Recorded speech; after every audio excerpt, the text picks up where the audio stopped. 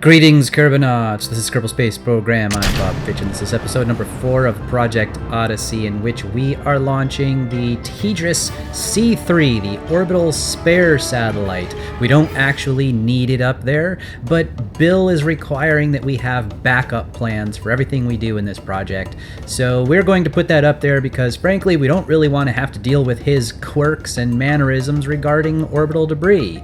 We like that we have that graveyard orbit that we can send those Minotaur stages into, and we like that he's going to allow us to have a little debris here and there because he knows it's not really that likely that something is going to collide.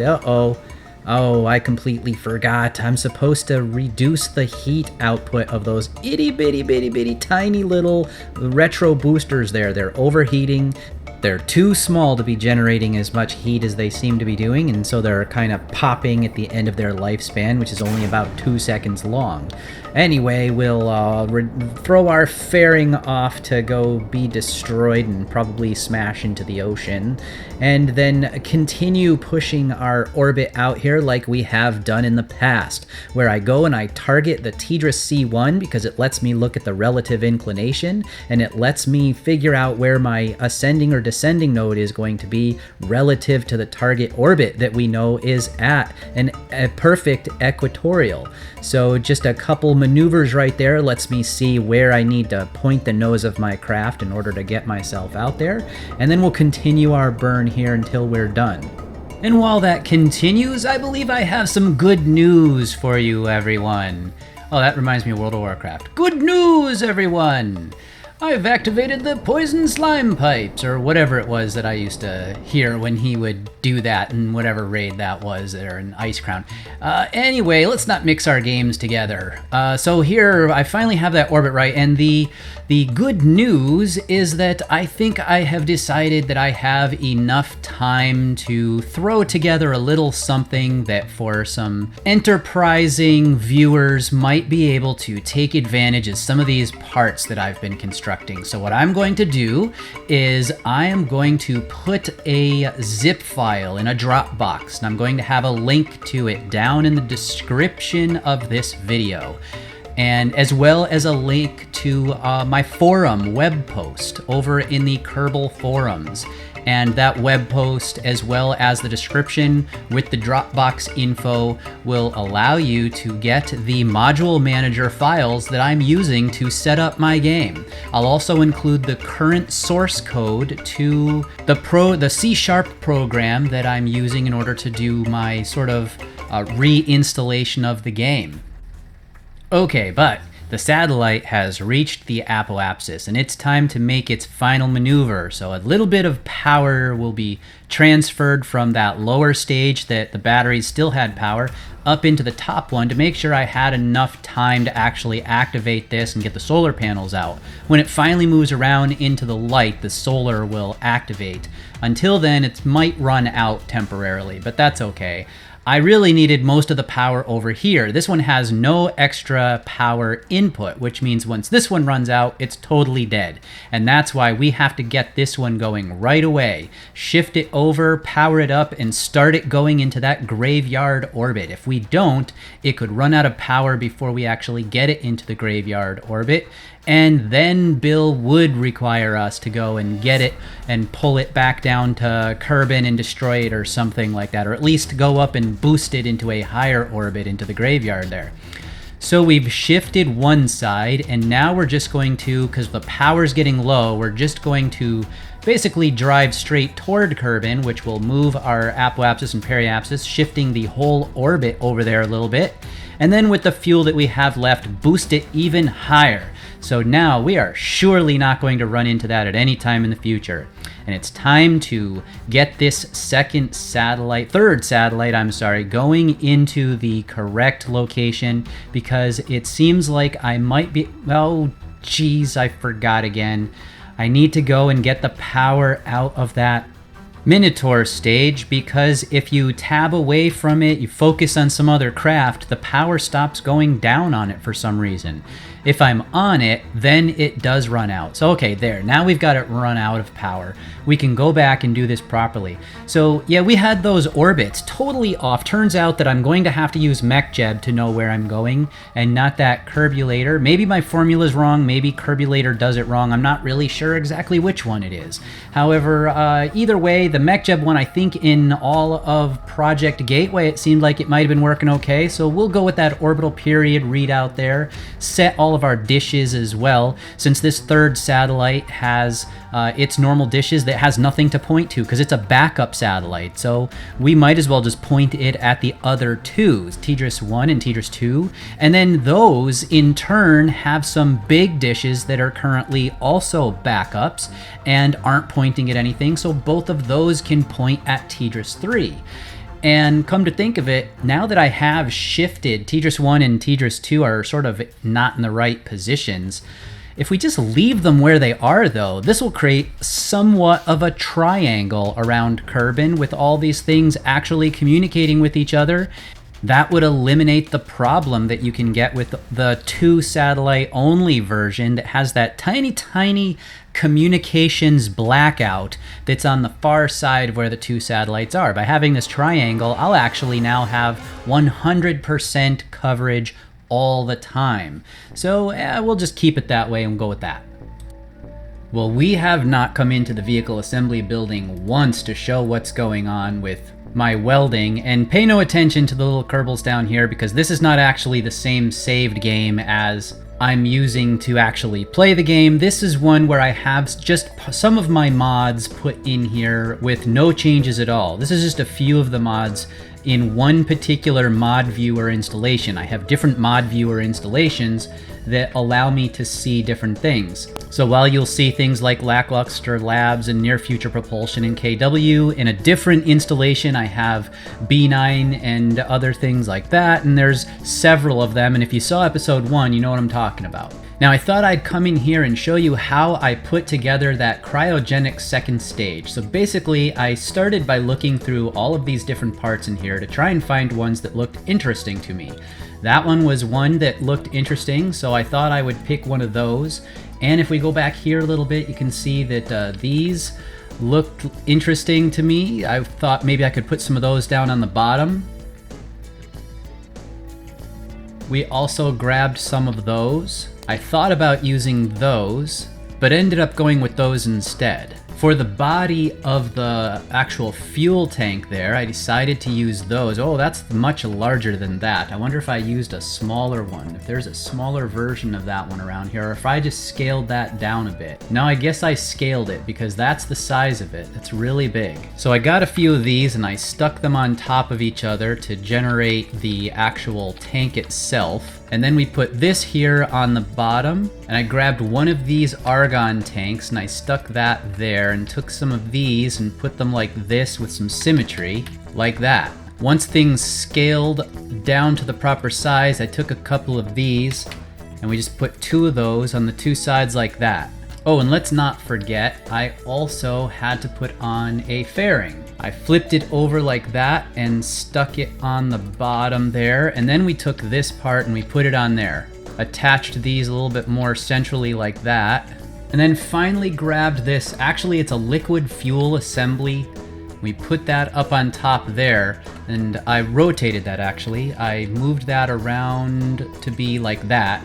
And to me, that looked it kind of looked cool up here, and I knew that that would be the side where my fairing was going to show through. So if I take one of these fairings and just demonstrate that, by putting that up there, I figured it was going to look really cool with it being see-through down into the more golden interior. In fact, I grabbed one of these for the actual top. So by taking one of those up there and pretending that that was my avionics ring and it had some cooling radiator grills on the sides of it, we have our top here, the base where the fairing would go on. These engines would get covered up, and by modifying the part file I can make it not really be an engine anymore. Then we have the nice cool tiled side and some tanks down here at the bottom that makes it look really cool too. Ultimately, we were going to be putting on an engine here. That engine was originally a KW engine. Wow, look at that, it's glowing. Interesting.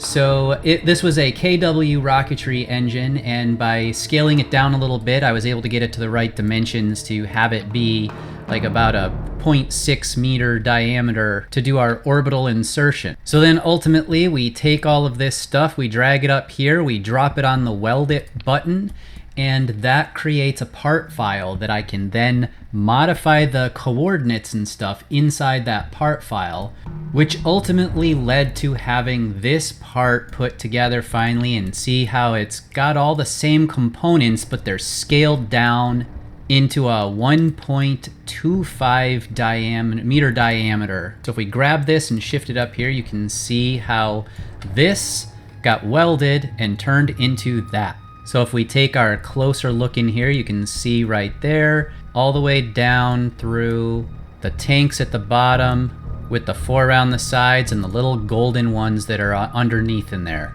And we also have our first stage fuel tank. Now that was done by going over here to the KW rocketry large, gigantic, actually, fuel tanks here. Those big 3.75 meter fuel tanks. I scaled one down to be tall and thin relative to other 1.25 meter part. Then I took that over into a installation that has AIES parts. AIES has a couple black tanks. Pretend that this one right here is a black tank. So I just stuck one like that, stuck another one right there, shifted it, put another black tank at the bottom, grabbed that whole thing, weld it, rescale the parts, and that gave us our first stage fuel tank. And since this second stage is supposed to be sort of a self-contained unit, I also went back to the part file and actually just hand edited in right here an AIES antenna to represent a 5 megameter antenna, and I gave it a higher power consumption rate.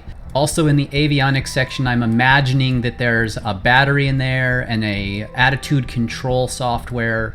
Then the rest of it was just basically fuel. And for balance purposes, I decided on the amount of fuel that I was going to use was simply the same as whatever a tank would be if you take this and you measure it out and see that it's about 3 meters long. If you were to go and take an actual fuel tank from some normal, like a stock fuel tank or something that's 3 meters long and it has a particular amount of fuel in it, I just went with that, even though technically it should probably have less, because this stuff down here is not going to be completely filled with fuel if this had been a real thing. But for game balance purposes, the fact that it's 3 meters long was all that really mattered to me. And then finally, all the other knickknacks that you saw going on there were extras that need to be interacted with. So the engine goes down here, we have some lights in there, and there were some lights up here as well, and some RCS thrusters inserted 4 ways, one on each of the 4 sides right in here. And those would give it some attitude and control to allow it to shift its trajectory as it's in its final insertion stage.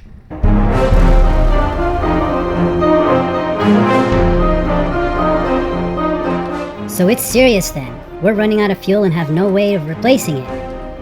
I'm afraid not. Not with conventional means. We only had what was in the storage tanks on the base, and it takes a great many Kerbals to run the processing facility. Not to mention drilling it, refining it, transporting it. We can't do all that with just 8 Kerbals and still expect to maintain our space program. What about the new thing you were telling me about? The Kethane? Kessler was testing it. He said he'd be ready to give us an answer today. And scans the 10 megabit spectral range with a 300-watt multiphasic tachyon imager. The ground-penetrating beta waves then produce an inverted radix field. Yes, I'm sure the details are wonderful, but does it work? We need to begin replenishing our fuel supplies immediately. Yes, it works. We can use it here, on Minmus, on Duna, or anywhere you want. It would work best as a low polar orbit satellite. We have all the parts we need already. Well then let's get one of these up there and get started on the drill.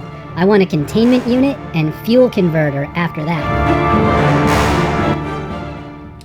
Okay, so I think we need to launch one of those new Kethane scanners they've just figured out how to use. However, There's a slight problem with this rocket launch, and it might look like it's going okay to you, but look at the thrust in the nav ball there. Notice that needle? It isn't anywhere near where I think it ought to be. Take a look in my MechJab window at the surface TWR, the thrust to weight ratio. It's a really big number compared to the amount of thrust that I'm currently getting. And the launch itself has felt really sluggish to me. The rocket just doesn't seem like it's going as fast, and that's borne out in the evidence here of watching the rocket. It's not actually going up. And then we decoupled it here, and what on earth is it doing? We have a thrust to weight ratio that looks like it's closing in on 2. It's definitely much higher than where the thrust value looks like in the nav ball. And the second stage is flying sideways. What? Well, we are clearly not making it to orbit. We have to try and figure out what's going on now. So one thing that you should know about how all of this works, the way this whole installation that I'm doing here works, the C# program that I've written, what it does is it deletes my game data folder, and then when it runs, it copies files into the game data folder and makes modifications to those files at the exact same time, and creates module manager files that help me to control the installation. So basically, all of my game data gets wiped every single time I run it, and sometimes little things creep in, little bugs, whatever, and that's what has happened here. I figured out a little bit after this, and after playing around with Ferrum Aerospace's settings a bit to try and see if there was anything going on in there, I found out that I had accidentally set one of the mass values, actually 2 of the mass values, on my new fuel tanks. The cryogenic stage, the second stage, as well as the core booster, both were showing up with 0 mass, and that completely threw off the game's ability, or Ferrum's ability, to understand how the craft was supposed to fly. You can see right there that debug window that had just been open. It was indicating a 0 mass on something, and after doing a binary search trying to figure out which part it was that was causing the problem, I found out that it was those fuel tanks, and by fixing that problem, we were able to get a new launch. Ooh, we're going through those volumetric clouds, but they look kind of dirty. Maybe they've been creating a bunch of smog with their new fuel processing or something. I don't know. Those are looking a little gray and dingy there. Well, anyway, this launch is now going to succeed. However, it didn't come without a couple more failures before I had actually figured out what was going on. Why don't we go back and just take a really quick look at a couple more of the things that I had happen to me before I actually found the problem and went to this launch that's now working.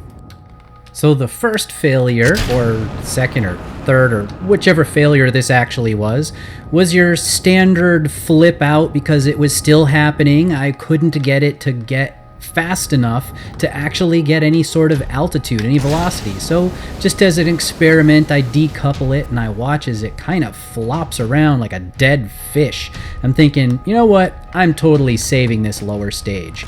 And tried to land it on its engine. Didn't work, but I was able to save the Minotaur second stage. So we're just going to throw some duct tape on there and strap that one on to the next test, because that thing still looks good to me. Yeah, we can use that. So we send up another test, and this one still don't realize that it's what the bad mass values are, and it just flipped out. Another test. This one goes up, and we couldn't get high enough. We were actually getting re-entry type heating. Decouple, flip out, and then what?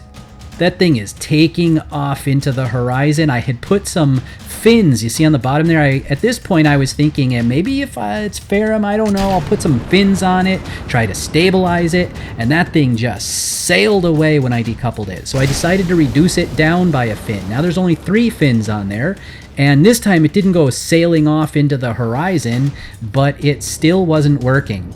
So we finally figured out that it was the mass value, and that allowed me to fix that up, and now we have this rocket that's actually going to make it to orbit and deploy our new Kethane scanning satellite. Well, I thought it was going to make it to orbit. Well, hold on. Look at our apoapsis. It's 48 kilometers. We're going to be going up high enough to get out of the atmosphere, and obviously there's still some sort of Ferrum Aerospace meets Bob's rocket problem going on right here, but once we get a little bit higher, I think I can recover this. And yes, come on. There. All right, I think we're back on track. So yes, this is going to make it to orbit. Yeah, we're 42 kilometers now. We're going to do just fine. So now it's time to blow that fairing and expose our Kethane scanning satellite, which is another one of my box versions of a satellite. It looks basically like a big square. Well, it's not a square. What do you call a rectangular box? Anyway, at first I thought I was going to put my little box here up at 80 kilometers, but then I changed my mind and put it up at 100 because I remember having done the math of how long I needed in the dark versus the light for the new solar panels I have on this in order to get enough energy, and I need to be at 100 kilometers or else I'll actually run out of power.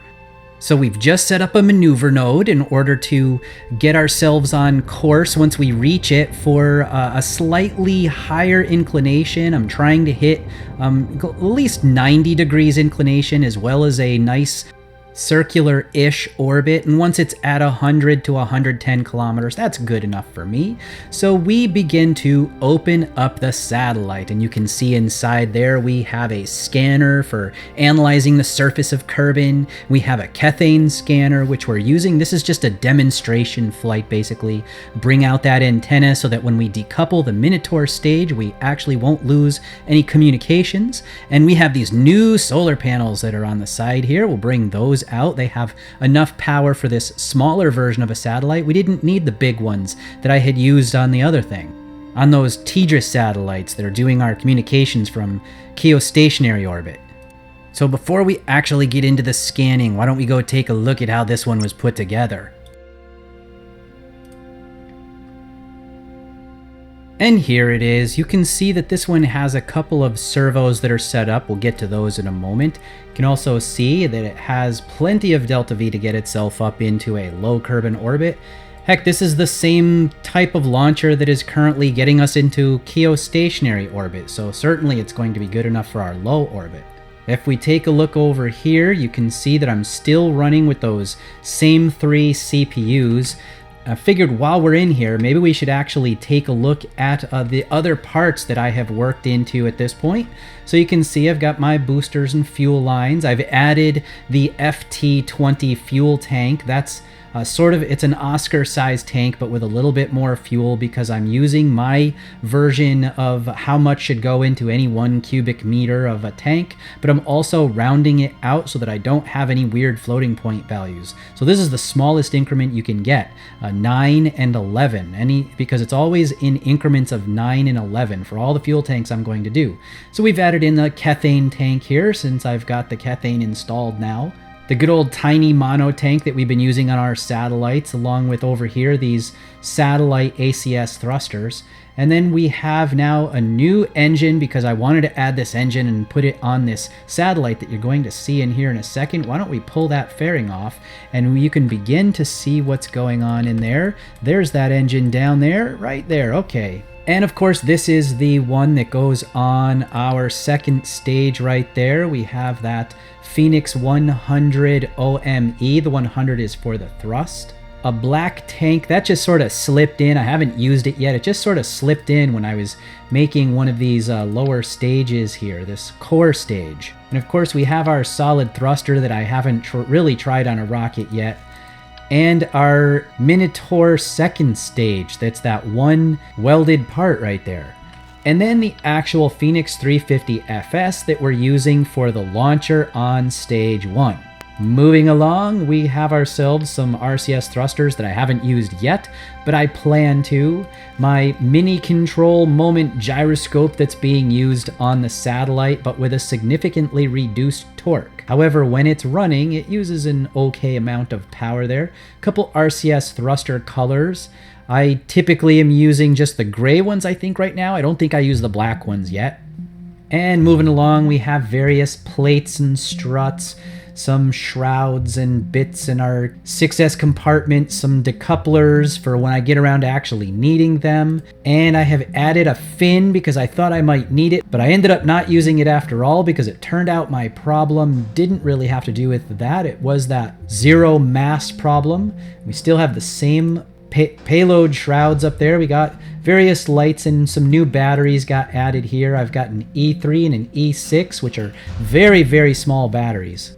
Like this one here, for example, this 600E in my world, that's the equivalent of about 3 D-cell batteries. And this one is half of that. So it's not really a lot of power in those.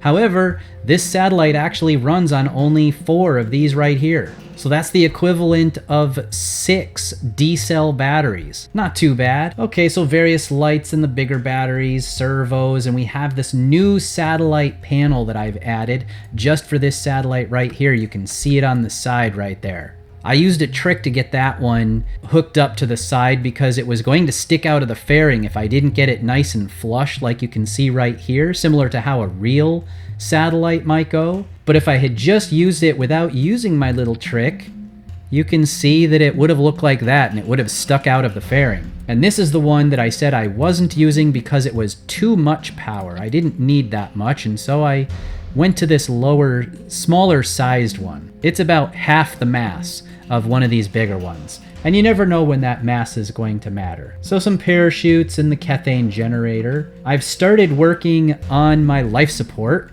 and so I wanted to get some water tanks. And so this, I'll just show you while I'm here. This is the water tank that I'm going to be using for one of my first life support systems.